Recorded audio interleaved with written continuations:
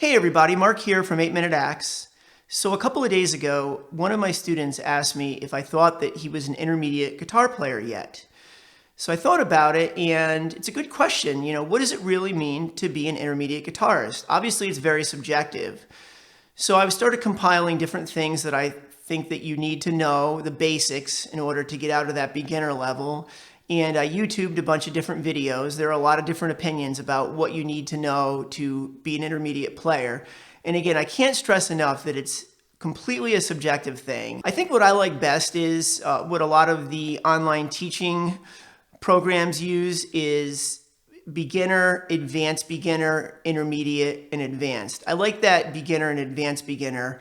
When I was younger, I took a jiu-jitsu class, and the sensei used to say that it takes years to get out of the beginner level. As a matter of fact, his belt grading system was you spent 4 or 5 years at white belt, and then you moved up to green belt, and then you spent 3 more years at green belt, and then eventually brown and black if you stuck it out that long. And while at the time, I really wanted to get my next belt, I really liked that mentality. I think that there's a lot to learn and there's a lot that you need to know in the beginner stages. So to get to an intermediate level of something, you do have to have a fairly comprehensive knowledge of whatever it is you're pursuing, in this case, guitar. At least that's my opinion. So what I've done is I've compiled a list of 8 different fundamentals that I think that you need to know, or that you should know, in order to get to the next level of playing. I won't call it intermediate. I'll just say to get to that next level. When I say you need to know, you only need to know what you want to know. It depends on what your musical pursuits are.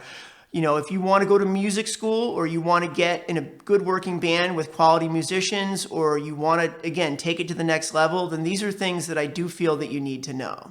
So I'm going to go over them one by one. Before I do, please, if you haven't already, subscribe to the channel. It's starting to grow and it's really exciting, but I really could use your support. These videos are fun to make, but they're even more fun to make when I know a lot of people are watching them. So please take a moment and subscribe if you haven't already. And if you like the video, please hit the like button as well.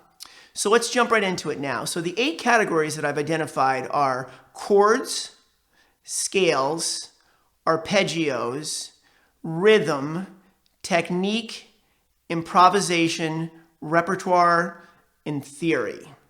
So I think what I'm going to do is I'm going to change it from need to know to should know. I think I feel better saying it that way, because again, what you need to know is completely up to you, what you feel you need to know.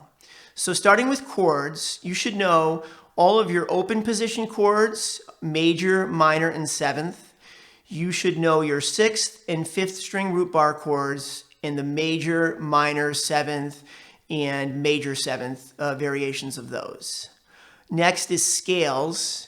You should know your 5 positions of the pentatonic scale. And if you know all 5 positions, then you're covering both the major and the minor pentatonic, because they're the same, they overlap. And I have a lesson on that if you have any questions about that. And you should know your major scale, you should know your minor scale, and you should be able to play it in a couple of forms and in a couple different spots on the fretboard. Next is arpeggios. Now I include arpeggios, and I have to make a confession. Arpeggios was the last thing on this list that I'm going to give you that I really dove into. It was a big lacking component of my guitar playing, and for the last couple of years I've really done a lot of work on arpeggios, and it's really helped my soloing, it's helped my playing overall, it's helped my knowledge of the fretboard. So I encourage you to know the arpeggios, learn them early on in your playing career. At this level that we're talking about, I feel that you should at least know your major and your minor arpeggios. You should know where to find the 1, the 3, and the 5, or the 1, the flat 3, and the 5. And again, you should be able to play them in a couple different positions. Okay, next is rhythm, and I actually just made a video about rhythm playing and the importance of it. You should be able to keep time. As a matter of fact, I'll change that to need to. You need to be able to keep time if you want to consider yourself an intermediate player. That is absolutely essential. You should be able to play several strumming patterns, as well as play to a swing, play a shuffle. You should understand some syncopations and things like that as well. So I use technique to kind of lump all the different fundamentals that didn't fit neatly into another category. You should be able to tune the guitar. You should know alternate picking, hammer-ons, pull-offs, legato. You should be able to bend and bend in tune. You should have a couple basic finger picking patterns down, some Travis picking, and you should be able to use a capo. If you're into rock and metal, you should be able to use a whammy bar as well. Okay, so next is improvisation. So this is a very subjective category. You should be able to do a minor pentatonic solo over a 12-bar blues, and you should be able to identify the key of a song in order to do your improvisation. Next is repertoire.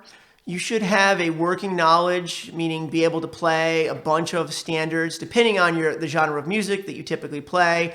I'm more of a rock player, so this is really what this, again, getting to intermediate level is targeted at, is really to a rock player.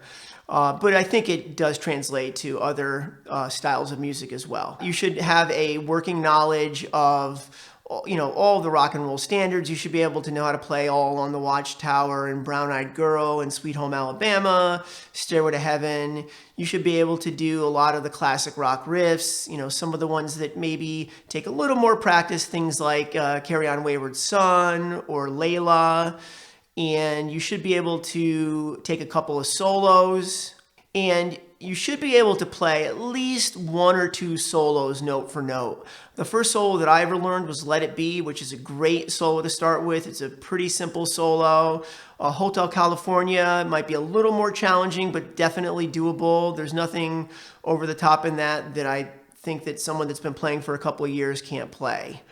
But again, you should have a pretty good repertoire. And if you join a band, people are going to expect that you know at least 40 or 50 of the rock classics. And most of the songs in the rock and roll pantheon are just 3, 4, or 5 chords anyway, so you should be able to play even more than 40 or 50 songs. If you get in with a bunch of guys and you don't know a song, you should be able to pick up most of the rock standards pretty quickly as well.